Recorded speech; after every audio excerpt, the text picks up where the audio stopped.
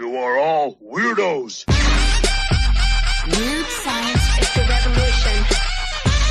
Weird science is the revolution. Hello, everybody, and welcome back to the Weird Science Comics YouTube channel. Jim here, and I'm going to be reviewing Deadpool, Bad or Blood, #1. Story and art by Rob Liefeld, script by Chad Bowers.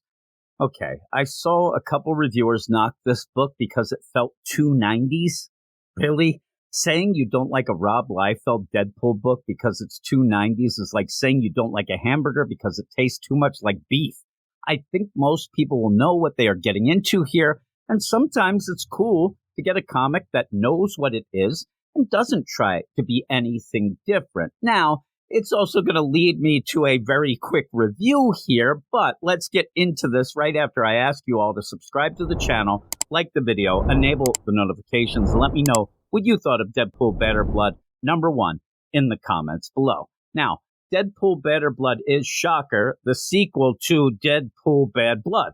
So you may want to check that out if you already haven't. But if you're lazy, here is a recap on the credits page that'll get you up to speed. Again, I don't think anybody is expecting Shakespeare here, but what you will get is over-the-top action with big guns and pointy feet. And this first issue delivers both of those big time. While this is a Deadpool book, we do start with Wolverine and Cable saving Dr. Von Strutten of Department H from Thumper, the villain from Bad Blood. This opening scene does set up a bunch of things. Wolverine and Cable are pissed at Deadpool. Thumper seems to have gone through an upgrade since Bad Blood and might not be on the up and up. Wolverine and Cable are pissed at Deadpool. And Von Strutten, while a piece of crap, is actually the innocent victim, at least here. That last one does not sit well with Deadpool when he finally does arrive, but it does set up a reveal and a mystery. Why the hell would Thumper use his newfound freedom to do sus crap like this?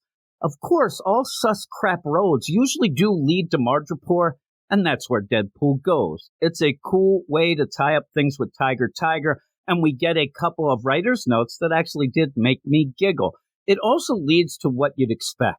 More over-the-top action movie violence with one-liners, pointy feet, and boy, it goes well together. Maybe things are all not what they seem here, but it certainly looks like Thumper is trying to put a crime empire together, and that's not actually any bit of a shock. It's not shocking in the least.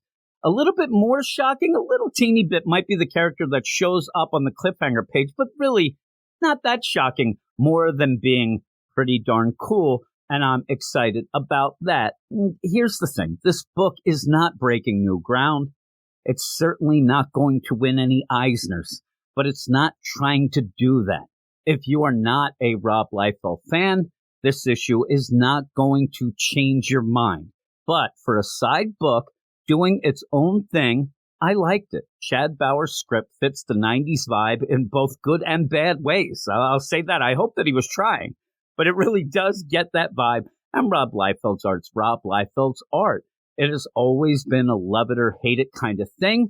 And seriously, I love it. I always have loved it. So if you are like me, I think you should definitely check this out because I'm going to give Deadpool, Bad or Blood #1 an 8 out of 10, and I will be getting the next issue for sure. Now, again, I understand that people who don't like Rob Liefeld, they have their issues, all this stuff, and they don't want to go back to the 90s, but this is why I like what's going on in comics. There are books for people who do like to revisit things, that do like to see some things going on and whatnot, but if you don't need it or you don't want it, there's no real reason for you to even grab it. This does not end up changing the world. This is not something that is even changing any continuity, whatever.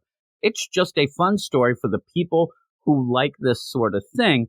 So yeah, if you do, check it out. If you don't, just leave it alone. Get your other books, whatever else you're enjoying, and that's cool as well. So with all of that, yeah, please subscribe to the channel and really let me know what you think of this. If you're reading it, we can talk about Rob Liefeld's art, all that sort of thing, all rolled up into one.